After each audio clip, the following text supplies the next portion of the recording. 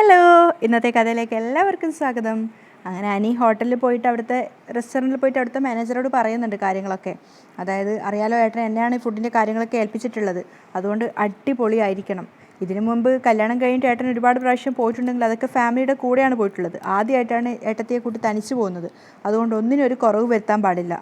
അപ്പോൾ അയാളും പറയുന്നുണ്ട്, എനിക്ക് കാര്യങ്ങളെക്കുറിച്ച് എല്ലാം അറിയാലോ സർ, ഞാനാണല്ലോ അവിടുത്തെ പാർട്ടിയൊക്കെ ചെയ്യാറ്, അതുകൊണ്ട് ഞാൻ ചേട്ടനെ തന്നെ കാര്യങ്ങളെല്ലാം ഏൽപ്പിച്ചത്. അവർക്ക് സ്പെഷ്യലായിട്ടൊരു പാർട്ടി കൊടുക്കണം, അതിന് വേണ്ടുന്ന സ്പെഷ്യൽ എമൗണ്ട് എല്ലാം ഞാൻ തന്നെ പേ ചെയ്തോളാം. പിന്നെ അയാൾ ചോദിക്കുന്നുണ്ട്, സാർ അവർക്ക് കമ്പനി കൊടുക്കുന്നുണ്ടോ? ആദ്യം അവരുടെ പാർട്ടി കഴിയട്ടെ, പിന്നെ ഞാനിവിടെ തന്നെ ഉണ്ടാവും. എല്ലാം കഴിഞ്ഞതിന് ശേഷം എനിക്ക് അവർക്കൊപ്പം നിന്നിട്ടൊരു സെൽഫി എടുക്കണം. അപ്പം മാനേജർ പറയുന്നുണ്ട്, സാർ ആദ്യം റിസർവ് ചെയ്തത് കാരണം അവിടെ ഹാളിലേക്ക് ആരെയും കടത്തിവിടരുതെന്ന് പറഞ്ഞിട്ടുണ്ട്. അപ്പോൾ അനി ചിരിച്ചുകൊണ്ട് പറയാണ്, അതിൻ്റെ എമൗണ്ട് ഞാൻ തരുമല്ലോ. എന്നെ എൻ്റെ ഏട്ടൻ എന്ത് ജോലി ഏൽപ്പിച്ചാലും അത് നല്ല ഭംഗിയായി ചെയ്യണമെന്ന് എനിക്ക് ആഗ്രഹമുണ്ട്. പിന്നെ എൻ്റെ ഏട്ടത്തിയെ സന്തോഷിപ്പിക്കാൻ കിട്ടുന്നൊരു അവസരമാണ്, ഒന്നും കൊണ്ടും മിസ്സാവാൻ പാടില്ല. അപ്പോൾ അയാളും തിരിച്ചു പറയുന്നുണ്ട്, സാർ എന്തായാലും വിഷമിക്കാതിരിക്കുക, ഇന്ന് ഇവിടെ വന്നിട്ട് അവർ മനസ്സ് നിറഞ്ഞിട്ടായിരിക്കും മടങ്ങിപ്പോകുന്നത്. അനി സന്തോഷത്തോടെയാണ് അവിടെ നിൽക്കുന്നത്. ഡ്രസ്സ് മാറ്റി മേക്കപ്പൊക്കെ ചെയ്യുന്നതിനിടയിൽ നയന ചിന്തിക്കുന്നുണ്ട്, അല്ല അമ്മയോട് ചോദിക്കാതെ ആദർശേട്ടൻ എന്തുകൊണ്ടായിരിക്കും ഇങ്ങനൊരു തീരുമാനം എടുത്തത്? ഒരുപക്ഷെ ഭാര്യയ്ക്ക് കൊടുക്കേണ്ട സ്നേഹം ഭാര്യയ്ക്ക് തന്നെ കൊടുക്കണമെന്ന് തോന്നിയിട്ടുണ്ടാവും, അല്ലെങ്കിൽ ഇത്രയും ധൈര്യം കാണിക്കില്ലല്ലോ. എന്തായാലും ഒന്നിച്ച് പുറത്തു പോകാൻ മനസ്സുകൊണ്ട് ആഗ്രഹിച്ചു പോയി. ഇനി അത് നടന്നില്ലെങ്കിൽ ഭയങ്കര വിഷമായിരിക്കും. കനകയും മക്കളും ഒഴികെ ബാക്കി എല്ലാവരും റെഡിയായിട്ട് ഹാളിൽ വന്നിരിക്കുകയാണ്. അപ്പോൾ ജലജണ്ട് പറയുന്നു, തമ്പുരാട്ടിമാർക്ക് ഇറങ്ങാൻ സമയമായില്ലേ? അപ്പോഴേക്കും കനക അങ്ങോട്ടേക്ക് വരികയാണ്. അല്ല, നിൻ്റെ മക്കൾ വന്നില്ലെന്ന് ചോദിക്കുകയായിരുന്നു. അപ്പോഴേക്കും നേന ഇറങ്ങി വരുന്നുണ്ട്. നേന മോള് ദേ വരുന്നു. താഴെ എത്തിയപ്പോഴേക്കും മുത്തശ്ശി പറയാണ്, ആഹാ മോള് സുന്ദരിയായിട്ടുണ്ടല്ലോ. അപ്പം മൂർത്തിയും പറയുന്നുണ്ട്, അത് പിന്നെ മോളല്ലേ ഇന്നത്തെ ദിവസം നന്നായിട്ട് ഒരുങ്ങേണ്ടത്. അപ്പോൾ എല്ലാവരും ഡ്രസ്സ് മാറ്റി ഒരുങ്ങിയത് കണ്ടപ്പോൾ നേന ചോദിക്കുകയാണ്, അല്ല എല്ലാവരും കൂടി എങ്ങോട്ടാ? അപ്പം ജലജ മനസ്സിൽ വിചാരിക്കുന്നുണ്ട്, ഇവളൊന്നും ഇതുവരെ അറിഞ്ഞിട്ടില്ലാന്ന് തോന്നുന്നു, പാവം. അപ്പോഴേക്കും മൂർത്തി സംശയത്തോടെ ചോദിക്കുകയാണ്, അതെന്താ മോൾ അങ്ങനെ ചോദിച്ചത്? ഇന്ന് നിങ്ങൾ രണ്ടുപേരും കൂടി അറേഞ്ച് ചെയ്ത ഡിന്നറല്ലേ, പിന്നെ ഞങ്ങളൊക്കെ വരണ്ടേ? അപ്പോഴേക്കും നേന സ്റ്റക്കാവുകയാണ്. അതുപോലെ തന്നെ കനകയെ നേനയെ തന്നെ നോക്കി നിൽക്കുന്നുണ്ട്, കാരണം നേന ഇതൊന്നും അറിഞ്ഞിട്ടില്ലേ എന്നൊരു ഭാവത്തിൽ. അപ്പോൾ ജലജ വേഗം ഇടയിൽ കയറി പറയാണ്, ഒരുപക്ഷെ നമ്മളൊന്നും ചെല്ലുന്നത് ഇഷ്ടമല്ലായിരിക്കും. അപ്പം നേന മനസ്സിൽ ഓർക്കുന്നുണ്ട്, അയ്യോ എല്ലാവരെയും വിളിച്ചിട്ടാണോ ഇനി ഞാനും ആദർശേട്ടനും മാത്രമേ പോകുന്നുള്ളൂ എന്ന് പറഞ്ഞത്? നേന ഇങ്ങനെ അതേക്കുറിച്ച് ആലോചിച്ച് നിൽക്കുകയാണ്. എന്തായാലും കുഴപ്പമില്ല, വലിയൊരു വിവാദം ഒഴിഞ്ഞു കിട്ടിയല്ലോ. അത് കണ്ട് മുത്തശ്ശി ചോദിക്കുന്നുണ്ട്, മോൾ എന്താ ആലോചിക്കുന്നേ? ഏയ് ഒന്നുമില്ല മുത്തശ്ശി, ഞങ്ങളൊക്കെ വരുന്നത് നിനക്ക് ബുദ്ധിമുട്ടാണോ? ദേവയാനി ചോദിക്കുകയാണ്. അപ്പം നേന പേടിയോടുകൂടി പറയും, അയ്യോ ഞാനങ്ങനെ ചിന്തിച്ചിട്ടേ ഇല്ല. അപ്പോൾ ജലജ ഇടയിൽ കയറുകയാണ്, നീ അങ്ങനെയേ ചിന്തിക്കൂ, ഞങ്ങളെ എല്ലാവരെയും കൂട്ടി ഒന്നിച്ച് പുറത്തു പോകാനുള്ള ബുദ്ധിമുട്ട് കാരണമായിരിക്കും കഴിഞ്ഞൊരു അർദ്ധരാത്രി ആദർശനെയും കൂട്ടി തനിച്ച് പുറത്തു പോയത്. നേനയുടെ നിസ്സഹായാവസ്ഥ കാണുന്ന സമയത്ത് കനക പറയുന്നുണ്ട്, അതെ ഇനി അതിനെ ചൊല്ലിയൊരു തർക്കം വേണ്ട. അപ്പം ജലജ കളിയാക്കിയിട്ട് പറയാണ്, എന്തായാലും നിന്നോട് പറഞ്ഞു കാണുമല്ലോ ഇന്നത്തെ ഡിന്നറിന് ചെല്ലാൻ. എന്നിട്ട് ദേവയാനിയെ നോക്കിക്കൊണ്ട് ജലജ പറയാണ്, ഞങ്ങളൊക്കെയല്ലേ ഇപ്പം അധികപ്പറ്റി. അപ്പോഴേക്കും ദേഷ്യത്തോടെ മൂർത്തി പറയുന്നുണ്ട്, ജലജെ മോളെ കുറ്റപ്പെടുത്താൻ ഒരു അവസരം കിട്ടിയാൽ പരമാവധി മുതലാക്കുന്ന സ്വഭാവം നിനക്ക്, ദയവ് ചെയ്ത് ഇനിയെങ്കിലും അത് നിർത്തിക്കൊള്ളണം. അപ്പോഴേക്കും ആദർശ് അങ്ങോട്ടേക്ക് കയറി വരികയാണ്. അപ്പം മുത്തശ്ശി ആദർശിനെ കണ്ടപ്പോൾ തന്നെ പറയാണ്, ആഹാ നായകനെത്തിയല്ലോ. അപ്പം മൂർത്തിയും പറയുന്നുണ്ട്, ഞങ്ങൾ എപ്പോൾ റെഡിയാണ്, മോനൊരു ഡിന്നർ അറേഞ്ച് ചെയ്യുമ്പോൾ ഞങ്ങൾ എപ്പോഴും നേരത്തെ റെഡിയായിരിക്കണ്ടേ. അപ്പോൾ ആദർശ് ഒന്നും മനസ്സിലാവാതെ നയനയെ നോക്കുകയാണ്, ഇത് എന്ത് ഇവർ പറയുന്നത് എന്നുള്ള അർത്ഥത്തിൽ. കനകയെ അത് തന്നെ നോക്കുന്നുണ്ട്, കാരണം കനകക്കും ഏകദേശം അറിയാം അവർ രണ്ടുപേരും മാത്രമുള്ള ഒരു പരിപാടിയാണ്. ജലജയാണെങ്കിൽ കൗശലത്തോടു കൂടി നോക്കുകയാണ്, കാരണം എല്ലാത്തിൻ്റെയും പദ്ധതി അവളുടേതാണല്ലോ. അപ്പം മുത്തശ്ശൻ കാണാൻ വേണ്ടി ആദർശ് ചിരിച്ചുകൊണ്ട് പറയാണ്, അതെ അതെ. അതിനുശേഷം സ്വയം മനസ്സിലിങ്ങനെ വിചാരിക്കുന്നുണ്ട്, ഇവളോട് പറഞ്ഞത് എല്ലാവരോടും പറഞ്ഞു കാണും, ഇവളെ വിശ്വസിക്കാൻ കൊള്ളത്തില്ലെന്ന് പറയുന്നത് അതുകൊണ്ടാണ്.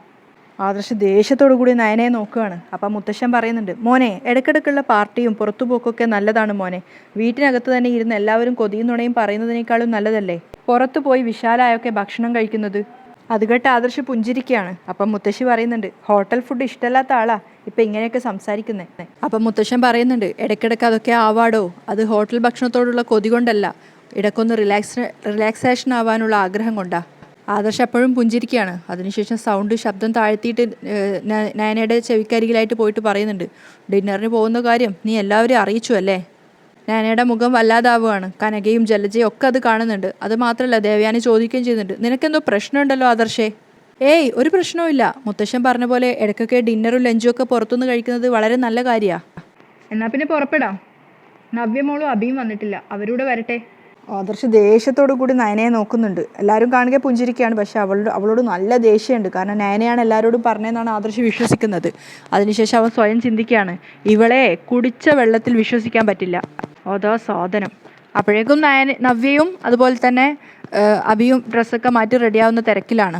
അബി അടുത്തേക്ക് വന്ന സമയത്ത് നവ്യ ചോദിക്കുന്നുണ്ട്, എങ്ങനെയുണ്ട് ഞാൻ ഈ ഡ്രസ്സിൽ? നിന്നെ കാണുമ്പോൾ എനിക്ക് രാക്ഷസിയായിട്ടാണ് തോന്നുന്നത് അബി മനസ്സിൽ വിചാരിക്കുക. അബി ഒന്നും മിണ്ടാതിരിക്കുന്ന നടപ്പ് ചോദിക്കും, എന്താ ഒന്നും പറയാത്തേ? അത് പറയേണ്ട കാര്യമുണ്ടോ? സൂപ്പർ ആയിട്ടുണ്ട്. അപ്പം നവ്യ സ്നേഹത്തോട് പറയുന്നുണ്ട്, ഓ ചുമ്മാതെ അല്ലെന്നേ, അടിപൊളിയാ. അപ്പം നവ്യ പറയാ, ഇനി നയന എന്നെക്കാൾ എത്രത്തോളം മുകളിലേക്ക് പോയാലും ശരി, സൗന്ദര്യത്തിന്റെ കാര്യത്തിൽ അവൾക്ക് എന്നെ കവച്ചു വെക്കാൻ പറ്റില്ല. അപ്പോഴും അഭി പറയുന്നുണ്ട്, ആ അതിലല്ലേ ഞാനും വീണുപോയത്.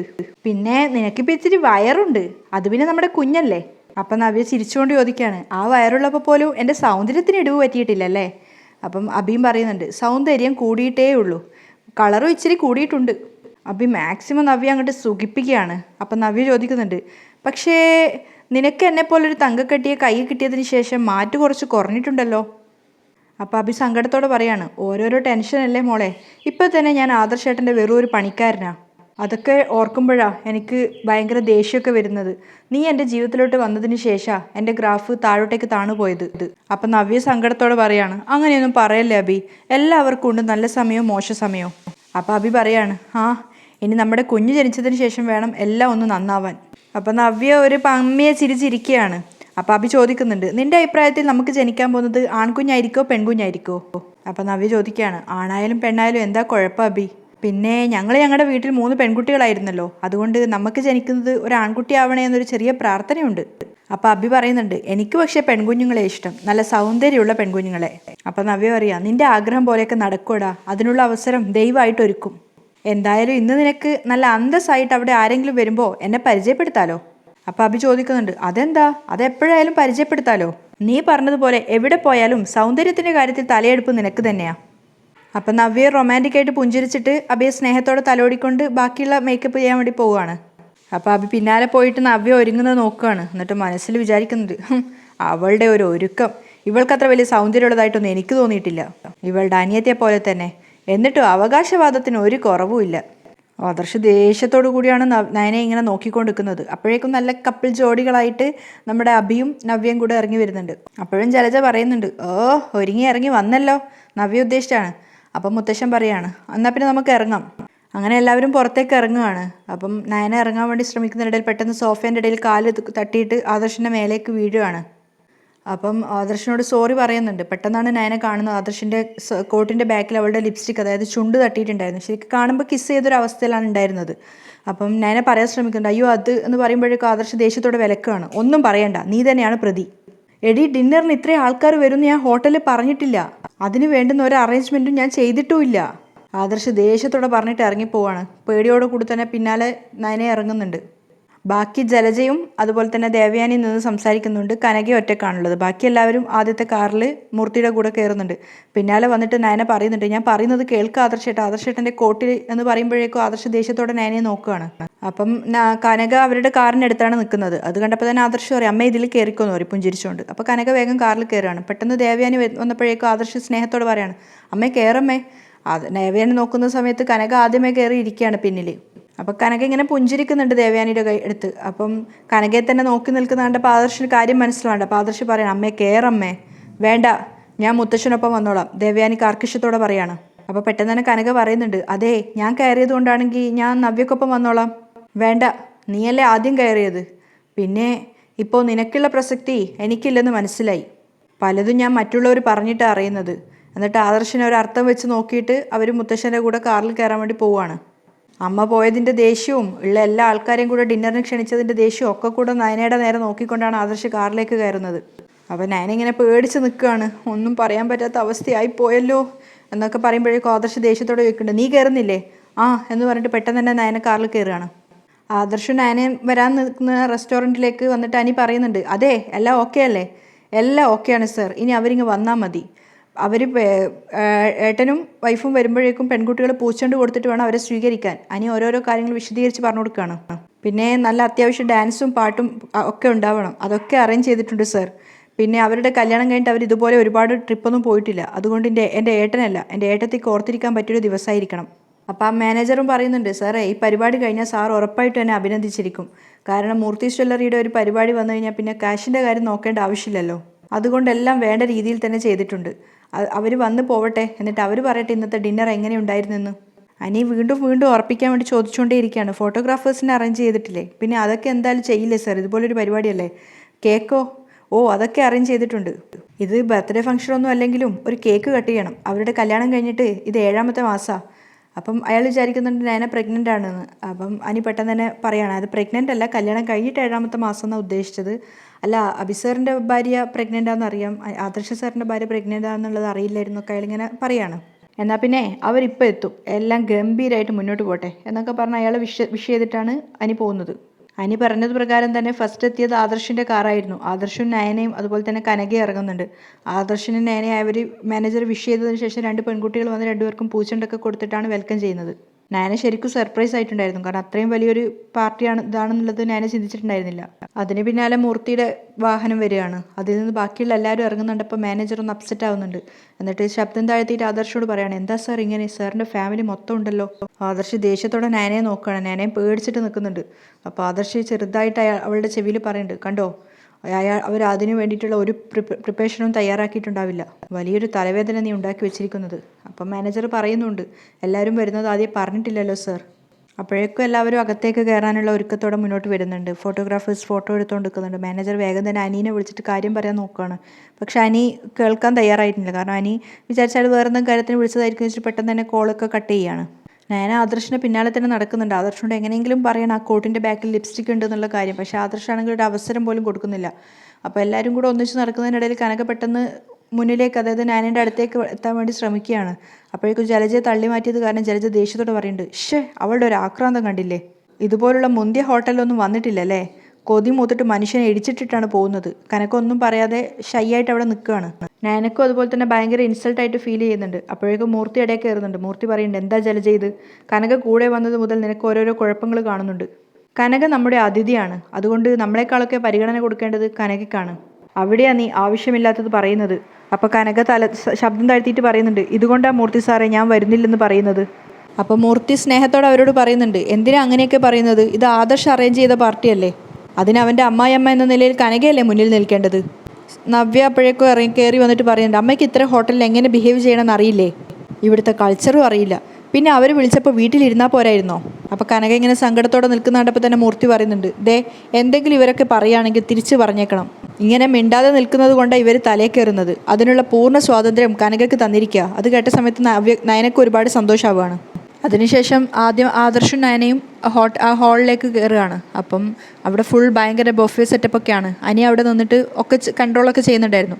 അകത്ത് കയറിയപ്പോൾ തന്നെ നയന സന്തോഷത്തോട് ആദർശനോട് പറയുന്നുണ്ട് എന്താ ഇത്, ഡിന്നർ എന്ന് പറഞ്ഞിട്ട് ഭയങ്കര സെറ്റപ്പാണല്ലോ. അപ്പോഴേക്കും പിന്നാലെ അനന്തപുരിക്കാർ മൊത്തം കയറി വരുന്ന കണ്ട പനി ഇങ്ങനെ ഞെട്ടിപ്പോവാണ്. ദൈവം ഇതെന്താ എല്ലാവരും കൂടെ എന്നൊരർത്ഥത്തിൽ ആദർശം നോക്കുന്ന സമയത്ത് ആദർശം പെട്ടുപോയടാ എന്നൊരർത്ഥത്തിൽ തലകൊണ്ട് കണ്ണുകൊണ്ട് കാണിക്കുകയാണ്. അതിനുശേഷം എല്ലാവരും അവിടെ അറേഞ്ച് ചെയ്തിരിക്കുന്ന ഓരോ സീറ്റിലായിട്ട് ഇരിക്കുകയാണ്. അപ്പം അനി മനസ്സിൽ വിചാരിക്കുന്നുണ്ട് ഞാനിനി ഇവിടെ എന്നാൽ ശരിയാവത്തില്ല, ഏട്ടന് ഇത് എന്ത് പണി കാണിച്ചത്. നയനയുടെ ആ സർപ്രൈസ് കണ്ടിട്ട് ആദർശ് നോക്കുന്നുണ്ട് നയനെ, എന്നിട്ട് ദേഷ്യത്തോടെ പോലെ നോക്കുന്നത്. അപ്പം നയന സന്തോഷത്തോടെ പറയുന്നുണ്ട് ഇത്രയും വിപുലമായ പരിപാടിയായിരുന്നോ, ഞാൻ വിചാരിച്ച് ജസ്റ്റ് ഒരു ഡിന്നർ ആയിരിക്കുന്നു. അപ്പോൾ ആദർശ് ദേഷ്യത്തോടെ പറയണം ഒന്ന് മിണ്ടാതിരിക്കുമോ. പെട്ടെന്ന് നയന കോട്ടിലുള്ള ലിപ്സ്റ്റിക്ക് വീണ്ടും കാണുന്നുണ്ട്. അപ്പം അത് പിന്നെ എന്ന് പറയുമ്പോഴേക്കും ആദർശ് ദേഷ്യത്തോടെ പറയുന്നുണ്ട് മിണ്ടാതിരിക്കാനല്ലേ പറഞ്ഞത്. അപ്പോഴേക്കും മൂർത്തി എഴുന്നേറ്റിട്ട് വന്നിട്ട് ആദർശിനെ അപ്രീഷിയേറ്റ് ചെയ്യുകയാണ്. കൊള്ളാം മോനെ, ഗംഭീരമായിരിക്കുന്നു, ഡിന്നർ അറേഞ്ച് ചെയ്തിരിക്കുന്നു എന്ന് പറഞ്ഞപ്പോൾ ഇത്രയും ഗംഭീരമായിരിക്കുമെന്ന് പ്രതീക്ഷിച്ചില്ല കേട്ടോ. അപ്പോഴാണ് ആ ലിപ്സ്റ്റിക്ക് മൂർത്തിയുടെ കണ്ണിൽപ്പെടുന്നത്. അപ്പോൾ അയാളും പുഞ്ചിരിച്ചുകൊണ്ട് ചിന്തിക്കുകയാണ് കോട്ടിൽ ലിപ്സ്റ്റിക് ആയത് ഇവൻ അറിഞ്ഞില്ലെന്ന് തോന്നുന്നു, രണ്ടാളും തമ്മിൽ നന്നായിരിക്കണം. അതെ ഇതൊക്കെ വളരെ മോശമാണ്, അയാൾ ആദർശിൻ്റെ അടുത്ത് നിന്ന് പോയി പറയുന്നുണ്ട്. അപ്പോൾ ആദർശ് എഴുന്നേറ്റ് വെക്കും. മുത്തശ്ശൻ എന്താ ഈ പറയുന്നത്, ഡിന്നറിനൊരു ഡാൻസൊക്കെ വെക്കായിരുന്നു അല്ലേ. അതൊന്നും കുഴപ്പമില്ല, പക്ഷെ നമ്മൾ ഇങ്ങനെ ഒരു പാർട്ടിക്ക് വരുമ്പോൾ കുറച്ചൊക്കെ കൺട്രോൾ ചെയ്യണം. അപ്പോൾ ആദർശ് ഒരു മനസ്സിലായില്ല. അപ്പോൾ അയാൾ ചിരിച്ചുകൊണ്ട് പറയുന്നുണ്ട് എനിക്കെല്ലാം മനസ്സിലായി, എന്നിട്ട് പോവുകയാണ്. അപ്പോൾ ഞാൻ ചോദിക്കുന്നുണ്ട് മുത്തശ്ശൻ എന്താ പറഞ്ഞേ, എല്ലാവരും എന്താ പറയുന്നതെന്നും ചെയ്യുന്നതെന്നും എനിക്ക് മനസ്സിലാവുന്നില്ല, ആദർശ് പറയാണ്. അതിനുശേഷം അയാൾ പോയിട്ട് ഭാര്യയോട് പറയാണ് ആദർശിൻ്റെ കോട്ടിലേക്കൊന്ന് നോക്കിയേ. അയ്യോ അത് സിന്ദൂരല്ല അത് ലിപ്സ്റ്റിക്കാ, ചുണ്ടിൻ്റെ പാട് അതുപോലെ തന്നെയുണ്ട്, മോൾ അവന് മുത്തം കൊടുത്തതാ, അയാൾ ഭാര്യയോട് പറഞ്ഞിട്ട് അവർ രണ്ടുപേരും കൂടെ ചിരിക്കുകയാണ്. അപ്പോൾ ആദർശൻ നയനെ ഇങ്ങനെ അത്ഭുതത്തോടെ നോക്കുന്നുണ്ട് എന്തായിരിക്കും ഇവർ പറയുന്നതെന്ന് വിചാരിച്ചിട്ട്. പിന്നെ അവർ ഓരോരുത്തരായിട്ട് ഇങ്ങനെ സ്വകാര്യം പറഞ്ഞ് പൊട്ടിച്ചിരിച്ചുകൊണ്ട് നിൽക്കുകയാണ് ആദർശനെ നയനെ നോക്കിക്കൊണ്ട്. മാത്രമല്ല നവ്യക്ക് കുശുമ്പ് കയറുന്നുണ്ട്. അബിയോട് പറയാണ് അവർ തമ്മിൽ ഏത് നേരം സ്നേഹ, അതിൻ്റെ തെളിവാണ് ഇതൊക്കെ. അപ്പോൾ അബി വിചാരിക്കുന്നുണ്ട് നിൻ്റെ കുഞ്ഞു പോയിട്ട് നിന്നെ തള്ളിക്കളയാനിരിക്കുന്ന എനിക്ക് നിന്നോട് ഒരു സ്നേഹവും ഇല്ലടി. അപ്പോൾ അനിയുടെ അച്ഛൻ ചിരിച്ചുകൊണ്ട് പറയുന്നുണ്ട്, സാരയില്ലടാ മോനെ, ഭാര്യയോടുള്ള സ്നേഹക്കൂടുതൽ കൊണ്ടാണല്ലോ നീ ഈ പാർട്ടിയൊക്കെ അറേഞ്ച് ചെയ്തത്. അപ്പോൾ കോട്ട് രീതിയിൽ ലിപ്സ്റ്റിക്ക് പറ്റിയാലൊന്നും കുഴപ്പമില്ല, ഭാര്യ സ്നേഹം കൊണ്ട് തന്നതായിരിക്കും. അയാളിങ്ങനെ പൊട്ടിച്ചിരിക്കുകയാണ്. ആദർശ് ദേഷ്യത്തോടെ നയനയെ നോക്കിയിട്ട് ചോദിക്കുന്നുണ്ട്, എടി ഇതെപ്പോഴാണ് പറ്റിയത്? നയന പേടിച്ചിട്ടൊന്നും പറയാതെ നിൽക്കുകയാണ്. അപ്പോൾ ദേവയാനി വലിഞ്ഞ മുറിയ മുഖത്തോടു കൂടിയാണ് അത് കേട്ട് നിൽക്കുന്നത്. അപ്പോൾ ജലജ അവസരം മുതലാക്കുകയാണ്. എല്ലാ അർത്ഥത്തിലും അവൾ അവനെ വശത്താക്കുക. ദേവയാനി പേടിയോടെന്ന പോലെയാണ് ജലജ പറയുന്നത് കേട്ട് നിൽക്കുന്നത്. അപ്പോൾ ജലജ വീണ്ടും എരികേറ്റുന്നുണ്ട്. അതുകൊണ്ട് ഇനി അവൻ അമ്മയോട് പറയാതെ ഇതുപോലെ പല പാർട്ടികളും അറേഞ്ച് ചെയ്തെന്ന് വരും. മൗനമായിട്ട് അതിനൊപ്പം സഞ്ചരിച്ചാൽ മതി, വെറുതെ എതിർക്കാനൊന്നും നിൽക്കണ്ട. അങ്ങനെ ചെയ്താൽ അവനൊരു പക്ഷേ അമ്മയെ തള്ളിക്കളഞ്ഞെന്ന് വരും. ദേവയാനി ഷോക്കായിട്ട് ജലജയെ തന്നെ നോക്കുന്നിടത്താണ് ഇന്നത്തെ കഥ വൈൻഡപ്പ് ചെയ്യുന്നത്.